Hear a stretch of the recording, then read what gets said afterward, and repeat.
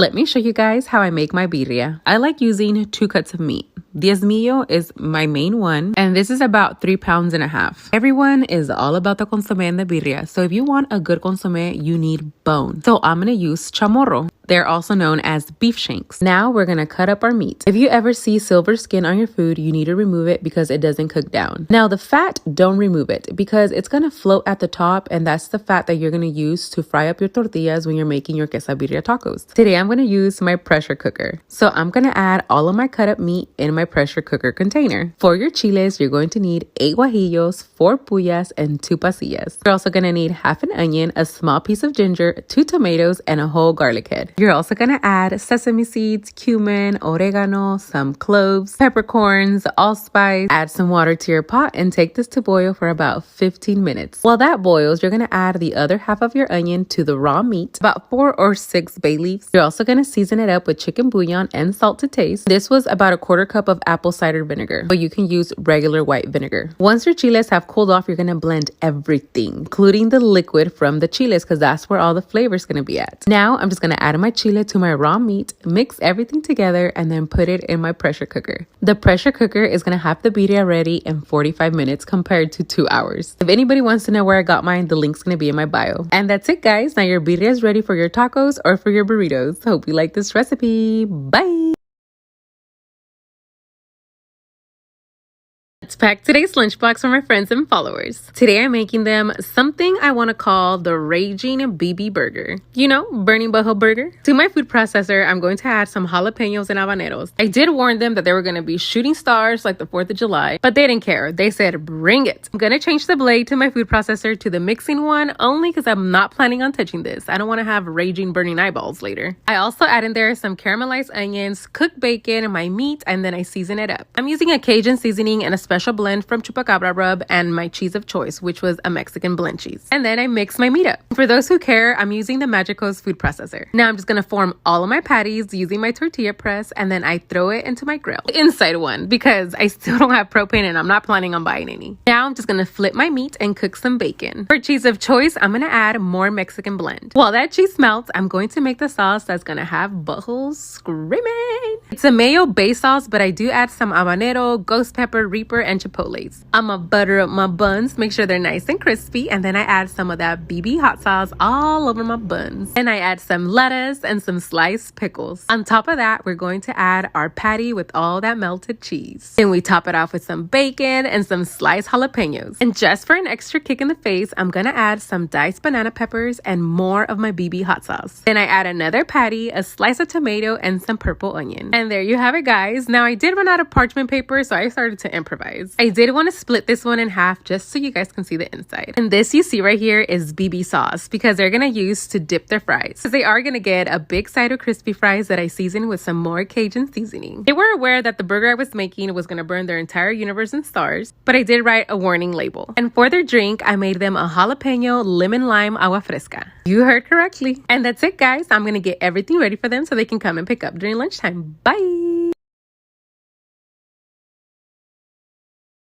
Let me show you guys how I made my apple caramel agua fresca. Here I have 3 apples that did not survive my toddler. I don't know what it is with this kid, but every time I buy apples, durazno, nectarines, anything that's round, he bites through all of them. I already had this agua fresca plan for my oldest son, so those little bites are not gonna stop us. I'm just gonna remove the areas where he bit and then cut it up into small pieces. Make sure you decore those apples though, because we don't want nobody to die. I cut him into small chunks because if you own a Ninja like mine, you know how bad they suck. Then I put them into some water so that they don't go black. There is that little hand again trying to get some apples. Don't forget to reserve a little bit of fruit for garnish. And since caramel apples always have some nuts, I'm going to soak half a cup of walnuts. You're also going to need caramel and sweetened condensed milk. Now I'm just going to add everything to the blender along with my nuts, half a cup of caramel, and half of the container of the sweetened condensed milk because you don't want their teeth to fall off, and blend until smooth. And there's my bottle making its appearance. I love this bottle, guys.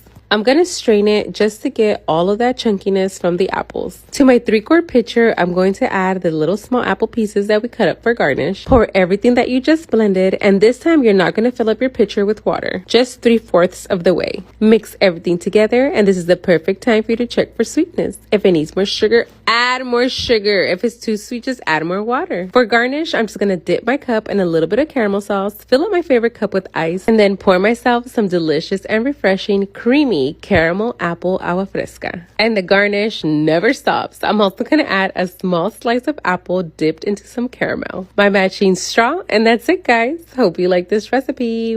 Bye!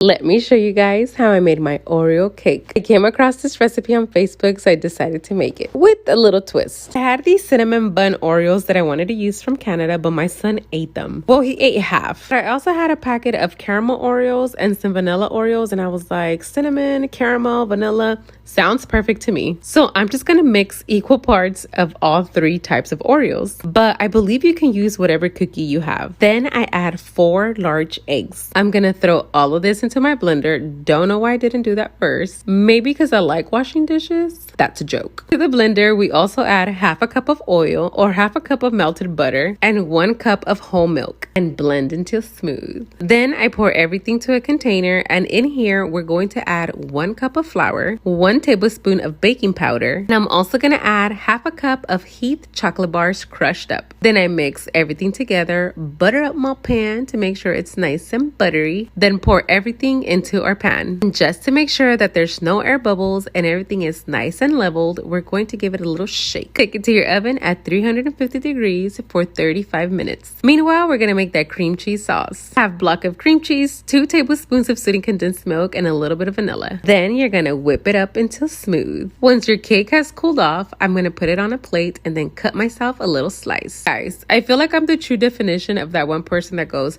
"That's too many slices!" Because once I start decorating, I can't stop. First, I'm gonna add that cream cheese sauce to my plate, kind of like I was in some fancy restaurant. Then I decide to add little drops of caramel. Just watch, guys. Add a little bit of whipped cream to my cake. Sprinkle some more Heath chocolate bars. Ran outside to go get some yerba buena because I was like, I need something green. Ran into Bento, said hi to him, washed the mint, and then I put it onto my cake. And there you have it, guys. This is how I made my Oreo cake. Hope you like this recipe.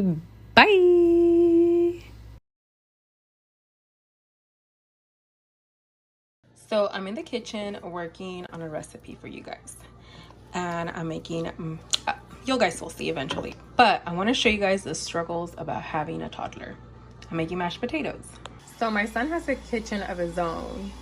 And tell me why he got the other 1/2 stick of butter. And he is cooking it on his little kitchen. He smeared it all over his walls, all over the sink, and his coffee maker. And my walls. Oh, and his fridge. Oh my god. And this box. So now I have to stop what I'm doing so I can stick his ass in the bath because he's full of butter. And so it's my house.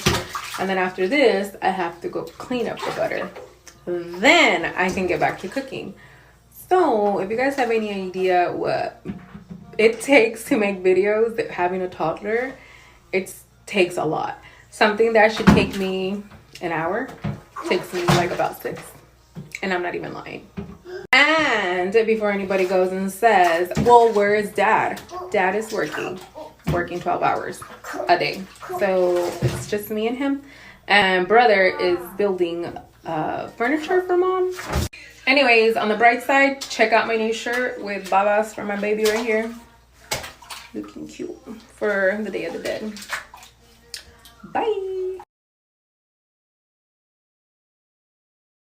Packing lunch for my husband and his coworkers. Yep, another Sunday, another lunch. But today they were short-staffed and no one was gonna buy lunch. So I was like, they can't stop their Sunday lunch tradition just because they're short-staffed. So I'm gonna surprise them with lunch. And today I'm making them Philly cheesesteak sandwiches. First, I caramelize my onions separate from my peppers. Then I butter up my buns to make sure they're nice and crispy. And then I cook some thinly sliced ribeye steaks. I'm gonna season it with a little bit of steak seasoning and get your mind out that gutter. That was butter, you nasty. So once my onions have caramelized, peppers are cooked, and the beef is cooked, I mix everything together, add my cheese of choice. I use some shredded provolone, and then I drizzle some nacho cheese. Then I top it off with my bottom bun until all the cheese is melted. Then I take it off the comal, top it off with my top bun, and wrap them in parchment paper. That's a heart attack, but take a look at that cheese pool. I'm also adding some extra nacho cheese onto some containers and a couple of jalapenos in case they wanted some spice on their sandwich. Along with their sandwich, they're gonna get a side of fries that I season with more steak seasoning. By the way, the nacho cheese was for the fries. The hubby has a weird obsession with nacho cheese and fries. You know, I can't forget his note to let him know how much I love him. And for their drink, they're gonna get a kiwi pineapple agua fresca. This time, I didn't pack any desserts, but I am gonna save a special one for the hubby for later. And that's it, guys. Now I'm just gonna get everything ready for them, get all the boxes ready, all of their drinks, load everything in my truck, and then drop it off during lunchtime. Bye!